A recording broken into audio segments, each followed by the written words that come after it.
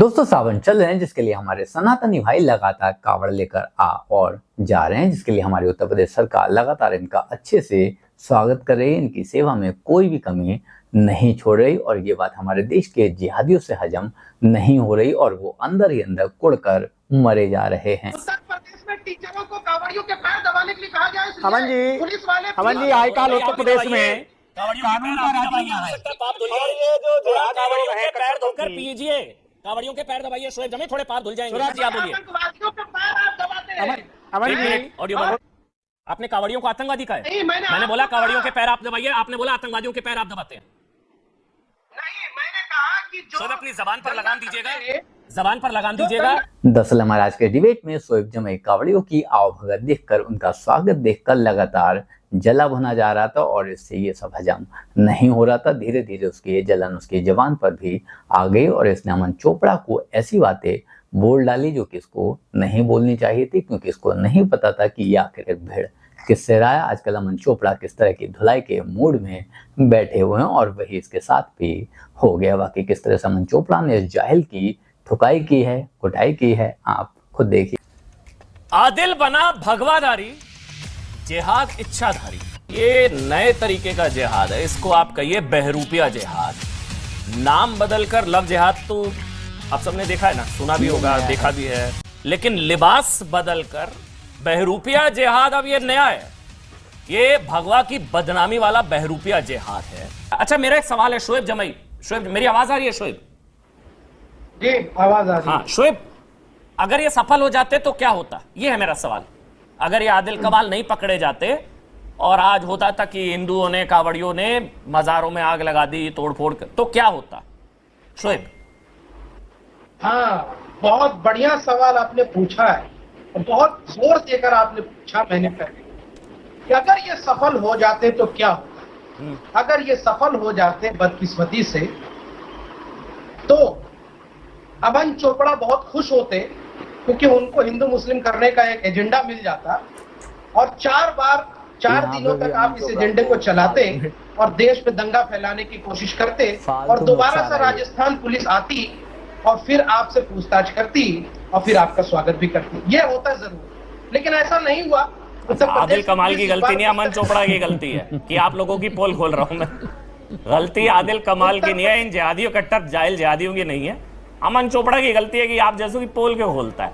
अब पोल खोलने की कीमत अगर पुलिस पूछताछ करके चुकाएगी ना, तो सर लाइए जितनी पुलिस को लाना है और उस पूछताछ का स्वागत करता हूं। इतनी कीमत तो चुकाने बैठते हैं सर, इतनी कीमत तो चुकाने। आपकी तरह सर भगवा पहन के, साफा पहन के, पहचान बदल के, लव जिहाद और ये करके वो तो नहीं करते ना। कम से कम जो करते हैं डंके की चोट पर करते हैं, खुलकर करते हैं। शोएब अभी कच्चे हो बेटा।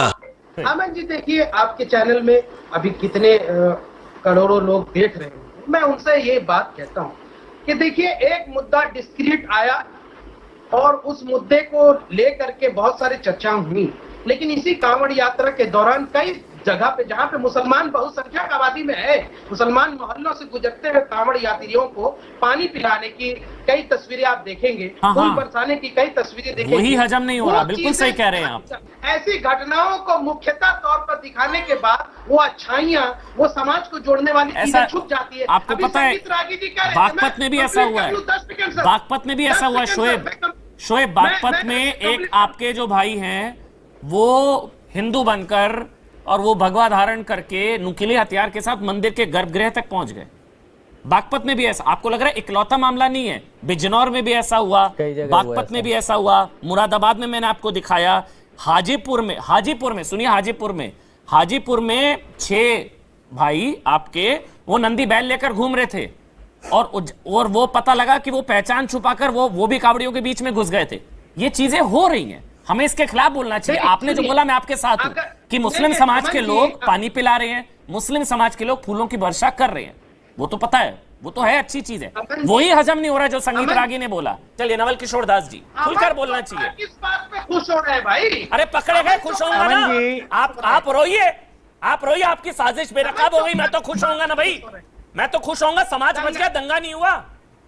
दंगा नहीं होता तो मैं खुश होता हूं, दंगे होने पर आप खुश होते होंगे। नवल किशोर दास, उत्तर महंत प्रदेश नवल में- किशोर दास। उत्तर प्रदेश में टीचरों को कांवड़ियों के पैर दबाने के लिए कहा गया है, इसलिए अमन जी, पुलिस वाले अमन जी, पुलिस- आजकल भाई, उत्तर आप भी प्रदेश दबाइए, में कांवड़ियों के कानून पैर का आप भी राज चल दबाइए, रहा हो है। सकता है पाप धुल और जाए। ये जो थोड़ा जिहादी लोग कांवड़ियों हैं, के पैर धोकर कट्टरपंथी, पीजिए, कांवड़ियों के पैर दबाइए शोएब जमी, थोड़े पाप धुल जाएंगे। थोड़ा एक- खैर छोड़िए, चलिए अब महंत नवल किशोर दास जी आप बोलिए। आतंकवादियों के पैर आप दबाते हैं। अमन अमन एक जी, मिनट, ऑडियो बंद। उत्तर आपने कांवड़ियों को आतंकवादी कहा है? नहीं, मैंने मैंने आपको बोला कहा। कांवड़ियों के पैर आप दबाइए, आपने बोला आतंकवादियों के पैर आप दबाते हैं। नहीं, मैंने कहा कि जो शोएब अपनी जबान पर दंगा लगाम दीजिएगा, करते हैं, जबान पर लगाम जो दीजिएगा। दंगा करते हैं, सावन का उनको महीना चल रहा है, आप आप भी उकसाने और भड़काने का काम कर रहे हैं। दोबारा मत बोलिएगा, वार्न कर रहा हूं। जो भी संगठन से आए हैं, अरे जो भी नहीं, इनको आदिल दबा कमाल है भाई, दीजिए, नाम है उनका आदिल कमाल। आदिल बना भगवाधारी, ये है जिहाद इच्छाधारी। बात खत्म।